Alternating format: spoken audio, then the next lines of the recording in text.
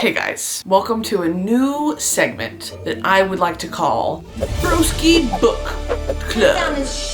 Broski Book Club, Broski Nation Book Club. It is a mandatory attendance. If you do not come, you will be executed in the public square. Okay, so here's, first of all, to get a few things out of the way. I got a new tattoo. It's by Tuesday on Instagram. This is shitty video, so Stanley put in a picture here. And it's a little angel and devil in there having some wine.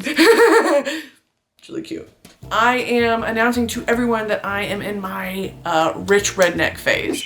I am dressing like a redneck now, and I'm entering this era. I saw so many things to update you guys on. I saw Neverending Fall, the Canet Kirkland guys from TikTok. I'm obsessed with them, by the way. Love them so much. Went to their show. They gave me so much merch afterward. I was like, I can't fit this in my suitcase. And Tommy, the drummer, was like, I don't give a f, take it. And they gave me this trucker hat, and I'm obsessed with it. It's my new thing. I'm gonna put it on. You guys stay there. Don't look at my butt. It looks kind of stupid. Okay, it looks really fucking stupid right now. Whatever, you bitches don't even care. I care a lot. And it's a weird shadow on my face. So this has been my vibe lately. I'm just a country girl. I just listen to classic rock. That's what my dad used to play in the car. I wear a lot of camo because I like to go hunting, and I wear a trucker hat. Okay? But that's not my vibe. This jacket I got it gifted to me. It is Post Malone's collab with this company called Moose Knuckle. So what do you think that's about? Called Moose Knuckle, and it's like this really nice outerwear company, and I've been living in it because I love Post Malone. I love Post Malone so much. I went on the H3 podcast today, and that's all I kind of talked about. Now I fucked up my hair because I had to show you guys my redneck face. This is so much is going on and so much is going wrong. Anyway, I think that's all the housekeeping. And this is a matching set. It has pants with it, and I've just been walking around my house sweating. Just been sweating bullets. Because I love it. I love it so much. So what are we doing today? I taught myself how to read.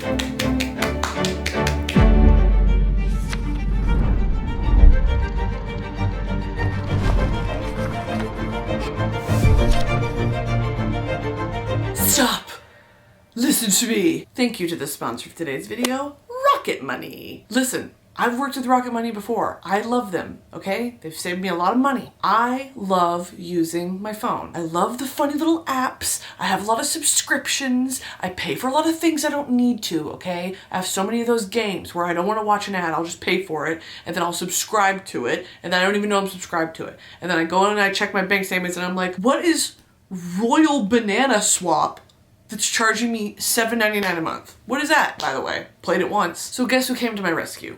Rocket Money, okay? Rocket Money is an all-in-one finance platform that helps you save more and spend less. This personal finance app helps you lower your bills, manage a budget, cancel subscriptions, all in one place. So like I said, I mainly use Rocket Money to help me cancel my unwanted subscriptions because Lord knows what I'm doing online, okay? I don't even know what I'm doing online. Rocket Money helps me safely and securely identify recurring charges and cancel the unwanted subscriptions with just a tap. You never even have to get on the phone to these companies, okay? You can also set budgets. It'll automatically monitor your spending by category, and you can get notifications when you've exceeded them. And you can visualize your spend to earn ratio by month, quarter, or year, whatever tickles your little fancy. And this one I think is the most important one because it's one that we kind of tend to neglect. You can set up smart savings with Rocket Money. Choose the amount and frequency, and Rocket Money will automatically deposit savings into a smart savings account.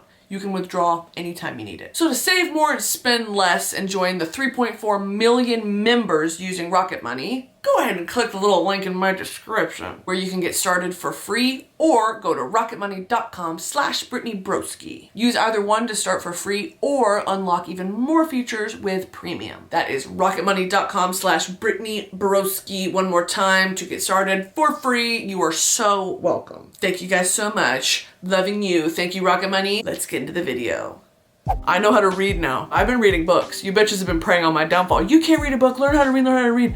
Guess what? I learned how to read, and I have moved on from AO3 and Wattpad to real books. And not only are they real books, but I made the mistake of going into Barnes & Noble one day, and of course they have the TikTok section, and it's all BookTok books. And I have heard awful things about BookTok. And I see some of the reviews that might come across my For You page and they're like, this is the worst book I've ever read. And BookTok eats it up. And so that makes me think like, is this the new generation of YA, you know, like young adult fantasy fiction? Like Hunger Games era and all that, but is it just like worse? And so I don't know. I went into Barnes & Noble and the first book that I saw that I was like, that looks like tea, was called The Secret History by Donna Tartt. And listen, bitch, if y'all know anything about kind of this whole like landscape of BookTok and booktubers and whatever, what a book to start on. Okay, so this is The Secret History by Donna Tartt. It's pretty thick and the words are pretty small. It's got about 600 something pages. You have about 570 pages. This is the best book I've ever read. This is the best book I've ever read. It has been so, okay, so we're jumping into it. First of all, okay, no, hold on, pause, time out. These are the books that I've read so far that we will be discussing today. I am in my dark academia phase. And if any of you guys know me and listen to me when I speak, you know that I put on those aesthetic videos when I like am just chilling in my room. Insert my explore page here. And so it's all that, it's like dark academia vibes, like Yale, Ivy League schools, like old wooden libraries and, you know, very, very Hogwarts, Harry Potter, but like normal. These all kind of live in that same universe. Okay, so anyway, this was the first one that I started with. And I read the back and I was like, it's about like a group of misfits at this elite New England college and they all study like Greek. They study Greek.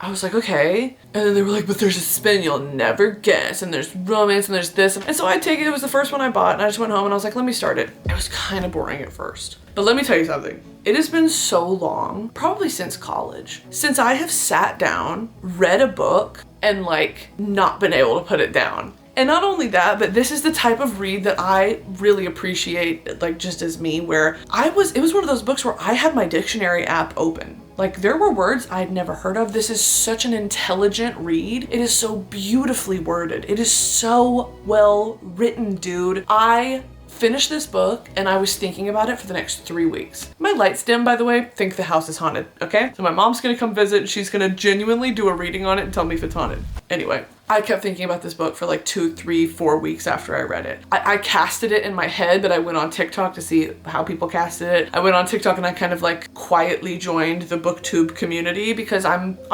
just getting started on reading like some of these books that are hot right now. And this came out in the 90s, I'm pretty sure, but it made a comeback. And this is just so like, dude, I can't speak highly enough about this book. I don't want to ruin it, but there's a crazy plot twist that the book begins with. And the whole rest of it is just, it goes so deep into the characters and who the characters are. And it's just so beautiful. I mean, I was thinking about some of these characters long after I finished the book. Now, in the same vein, if we were villains, this is The Secret History, but about Shakespeare. So it's about a group of students at an Ivy League sort of, you know, New England school, dark academia. And it's based around a murder. This is based around a murder as well. And it's kind of basically the same book. But I still enjoyed this. I enjoyed this. I enjoyed the different take on it being Shakespeare and how the sort of passion for the subject comes out through, it's the author's passion and it comes out through the characters. So that was really cool to see in both of these books. Like these authors are clearly very well versed in both Shakespeare and Greek. The classic, I forget what they're called. Like the classic Greek tales, like the Odyssey and all that, like really, really, really good. Okay. Oh, should I rate these? I'm gonna rate them. Secret History, 9.5 out of 10. This, along with my favorite book of all time, I think is Angels and Demons by Dan Brown. But I decided that was my favorite book when I was in like sophomore year in high school. So it's if I read it again, I'd probably be like, but I really enjoy a historical fiction and I really enjoy a thriller fiction with a little bit of romance. Ooh, ooh. Sorry. Okay. 9.5 out of 10. If we were villains, 7.98 out of 10. Okay, same story, just kind of not as well done, but still really good. Okay, moving on. Ninth House by Leigh Bardugo. This shit was promising, but it was all over the place. The first, like, half of this book, I did not know what was going on. I didn't know what the plot was. They spent way too much time describing the main character and like kind of her story, but there was no plot. Like we don't know what happened. And then it was just confusing all over. It was like cornball in places, like so cheesy, corny, like girl boss, I'm different, I'm blah, blah, blah.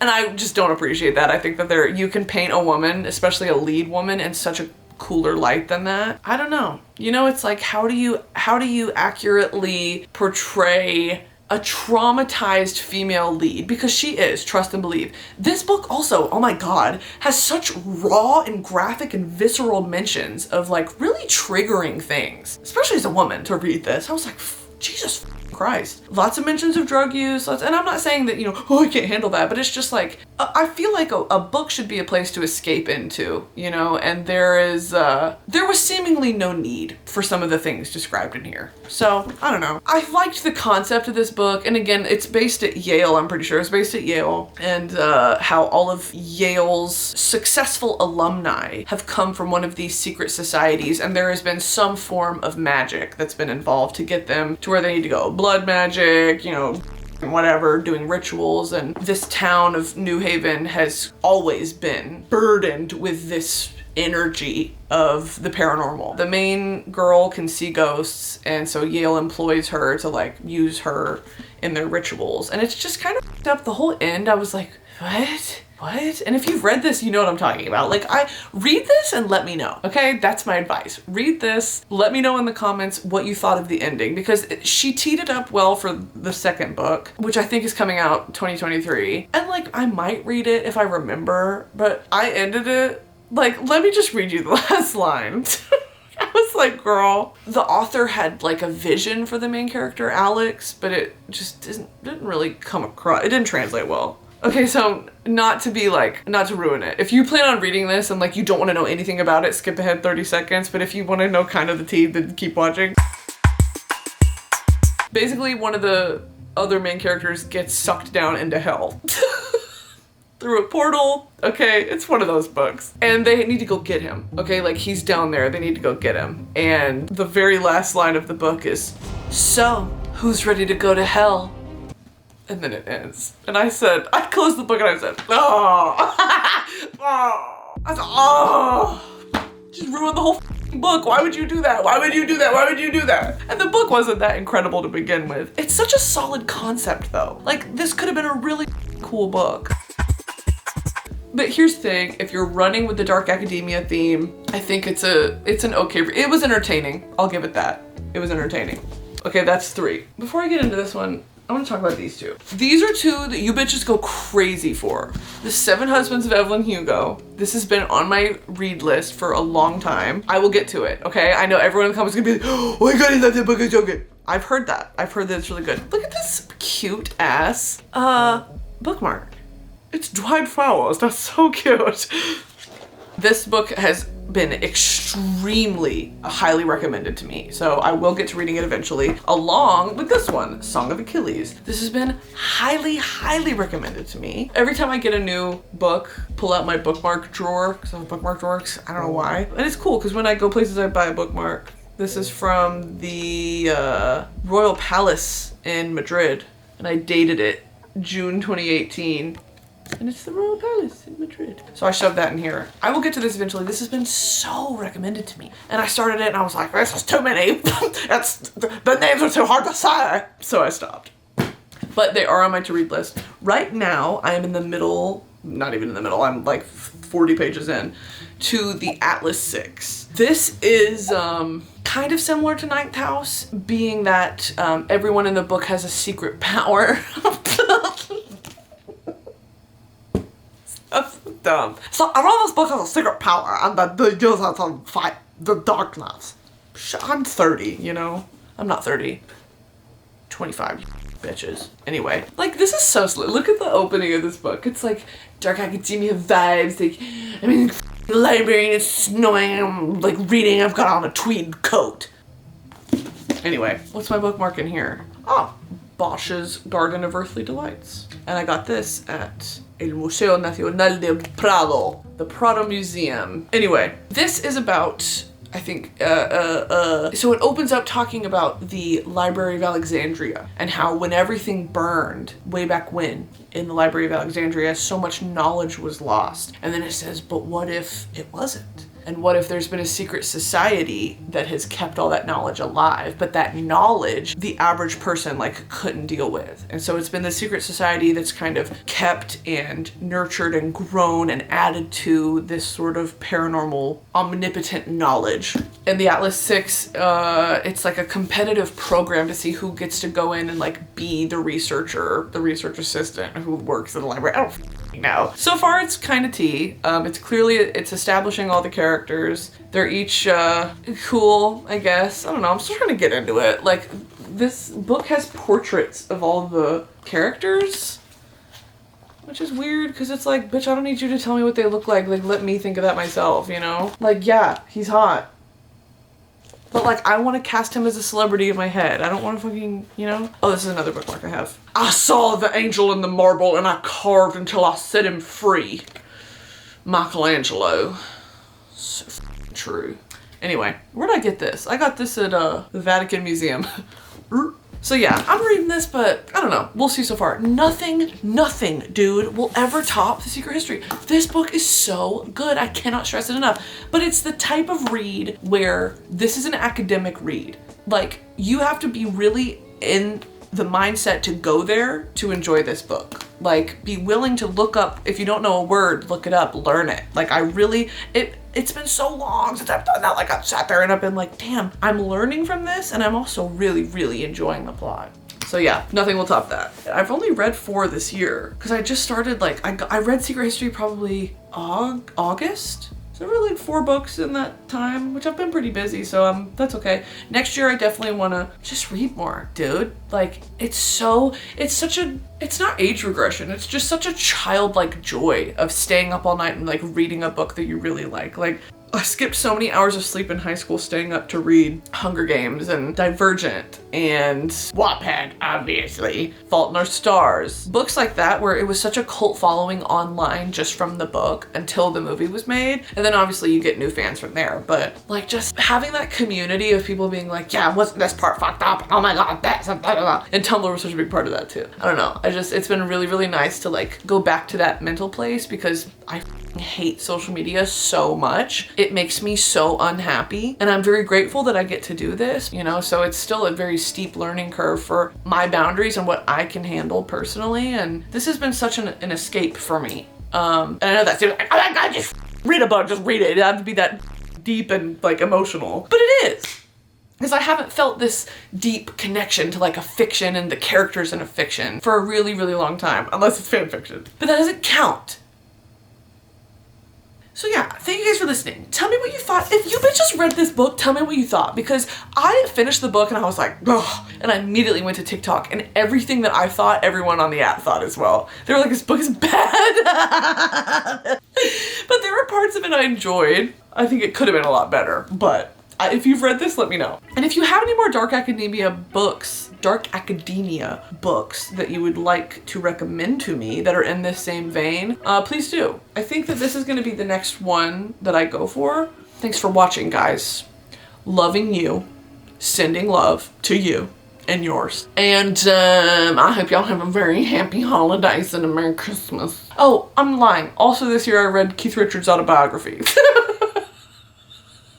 So add that to the list. That is not dark academia though. That's just fucking dark. Because he was on heroin.